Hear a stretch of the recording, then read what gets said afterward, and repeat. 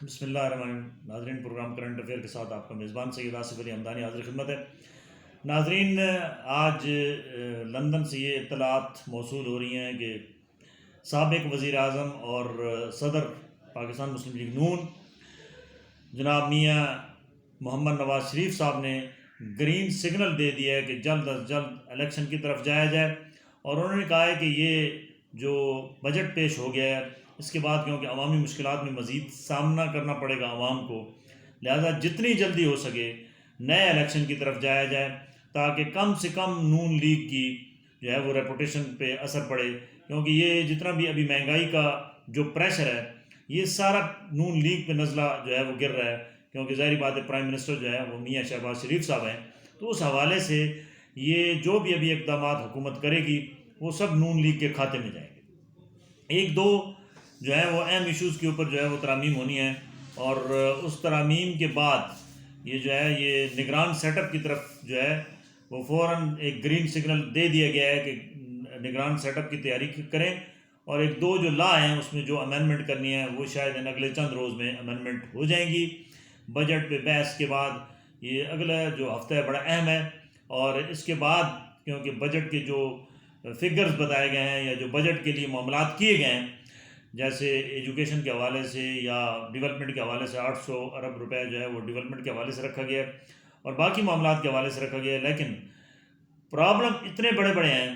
کہ شاید ہی یہ حکومت اتنے کم عرصے میں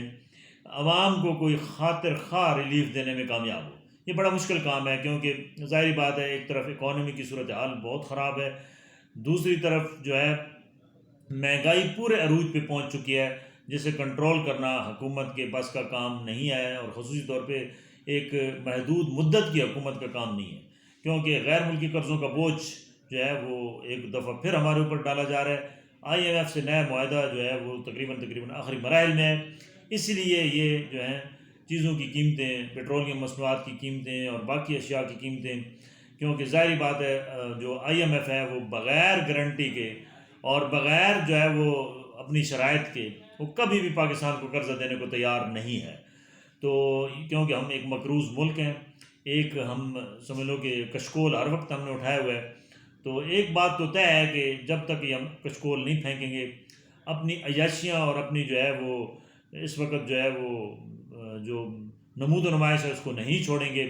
سادگی نہیں اپنائیں گے، اور اپنے خراجات میں جو ہے وہ واضح طور پہ کمی حکومتی جتنی بھی مشینری ہے یا جو ادارے ہیں وہ نہیں کریں گے، تو تب تک یہ بہت مشکل ہے کہ یہ قرض کی ہم قسطیں ادا کر سکیں یا قرض اتار سکیں۔ ناظرین، اس پہ میں کافی دفعہ بول چکا ہوں کہ جو کیونکہ سودی نظام ہے اور سود جو ہے وہ اللہ کے ساتھ جنگ ہے، اور یہ جنگ ہم نے جاری و ساری زور و شور سے رکھی ہوئی ہے، اور اس کے لیے ہم کچھ بھی کر گزرنے کو تیار ہیں۔ کوئی بھی گورنمنٹ ہو وہ لیٹنے کو تیار ہے، وہ سب کچھ گروی رکھنے کو تیار ہے، لیکن وہ اس بات سے بالکل اس بات سے نہیں تیار ہے، اس کی اتنی توکل نہیں ہے کہ ہم جی سود نہیں لیں گے اور پتھر کھا لیں گے اور سمجھ لو کہ ہم سود کی طرف نہیں جائیں گے، اس طرف نہیں آ رہے۔ دوسری جو اہم پیش رفت ہے کہ جو موجودہ کل بجٹ پیش کیا گیا ہے اس کے اوپر حکومت تو حکومتی وزراء اور حکومت جو ہے وہ واویلا کر رہی ہے جی کہ یہ بہت اچھا موجودہ حالات کے تناظر میں سخت ترین مشکل ترین حالات میں ایک متوازن بجٹ اور اچھا بجٹ ہے، جبکہ عمران خان صاحب نے کہا ہے جی کہ آئی ایم ایف کا بجٹ ہے، ہم اس کو کسی صورت قبول نہیں کریں گے، اور انہوں نے کہا ہے کہ وہ ہمارے دور میں بھی ہر سال ہمارے اوپر بھی پریشر ڈالا جاتا تھا کہ جی یہ چیزیں جو ہیں آپ مہنگی کریں، پیٹرول کی قیمتیں بڑھائیں، بجلی کی قیمتیں بڑھائیں، گیس کی قیمتیں بڑھائیں، لیکن انہوں نے کہا جی کہ ہم بالکل ان کے سامنے سٹینڈ لیتے تھے، اور اگر ہم بڑھاتے بھی تھے تو بالکل آٹے میں نمک برابر۔ ہم اس قدر لیٹ نہیں گئے، ہم نے آئی ایم ایف کو واضح طور پہ پیغام دیا کہ پبلک کے اوپر ہم بوجھ نہیں ڈالیں گے۔ ناظرین، یہ کیونکہ اپوزیشن ہمیشہ جو بھی اپوزیشن ہوتی ہے وہ کہتی ہے جی کہ حکومت یہ کر رہی ہے، اور حکومت میں جو لوگ ہوتے ہیں وہ کہتے ہیں جی کہ ہمیں تو یہ ورثے میں سارا کچھ ملا ہے۔ یہ کھیل آخر کب تک رہے گا؟ یہ ایک سب سے بڑا سوال ہے، اور اشیاء خرد و نوش کی جو قیمتیں ہیں وہ آسمانوں کو چھو رہی ہیں۔ اس وقت ایک عام جو کامن مین ہے وہ جب بازار جاتا ہے تو قیمتیں سننے کے بعد وہ دھاڑی دار بندہ جو ہے وہ کم از کم وہ میرے خیال میں 2 روٹیوں سے 1 روٹی پہ آ گیا، اس کے گھر میں جو ہے وہ بھوک اور افلاس منڈلانے لگ گئی ہے، اور جو اس کو دیہڑی ملتی ہے وہ بھی ظاہری بات ہے اتنی مہنگائی کی وجہ سے وہ کہاں پہ جو ہے وہ ہوگا معاملہ، کہاں سے وہ اس کے گھر کے اخراجات پورے ہوں گے۔ دوسرا، پاکستان کے اندر جو سب سے بڑی ایک مزدور طبقے کا جو دیہڑی کا جو سب سے بڑا سلسلہ تھا وہ کنسٹرکشن کی شعبہ تھا۔ تو ناظرین، اس وقت کنسٹرکشن کا شعبہ جو ہے وہ مکمل طور پہ جو ہے وہ بیٹھ چکا ہے۔ اس وقت جو موجودہ صورتحال ہے، 2,05,000 روپے ٹن آج کا جو سریے کا ریٹ ہے، اور جو سیمنٹ کا توڑا ہے وہ 1,000 روپے کے قریب پہنچ چکا ہے۔ تو ان حالات میں ایک بندہ کیسے کنسٹرکشن کا کوئی کام کر سکتا ہے؟ یا جو کنسٹرکشن کے سے ریلیٹڈ جتنے بھی کوئی 35-40 جو ہے وہ انڈسٹریز ہیں، ان کا سب کا کام بری طرح متاثر ہو چکا ہے۔ دوسری جانب جتنے بھی وہ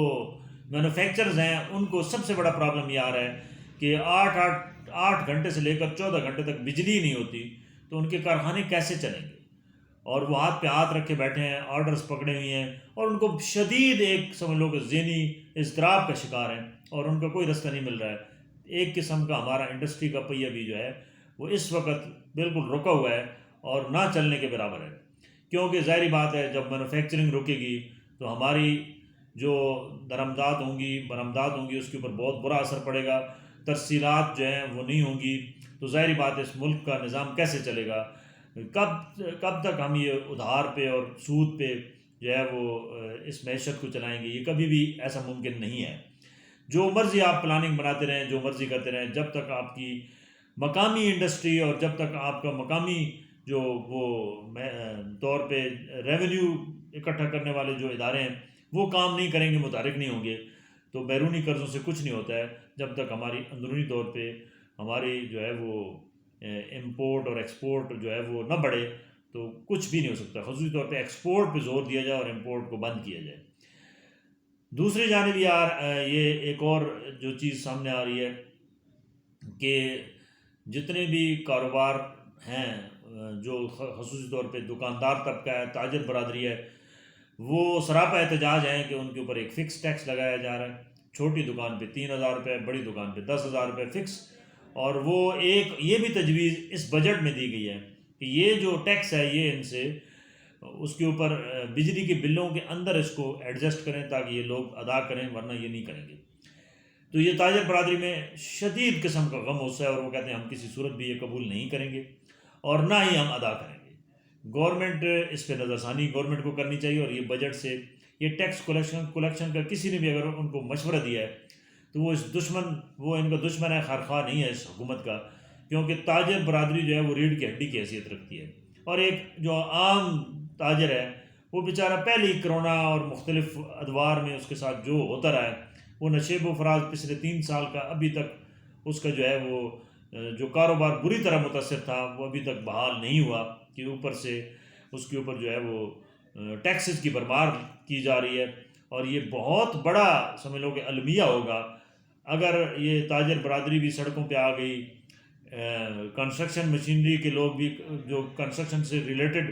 لوگ ہیں وہ بھی سڑکوں پہ آ گئے، مزدور بھی سڑکوں پہ آ گئے، تو حکومت کا چلنا بہت مشکل ہو جائے گا۔ ناظرین، حکومت کو اس تمام چیزوں کا جائزہ لینا چاہیے اور زمینی حقائق کے مطابق جو ہے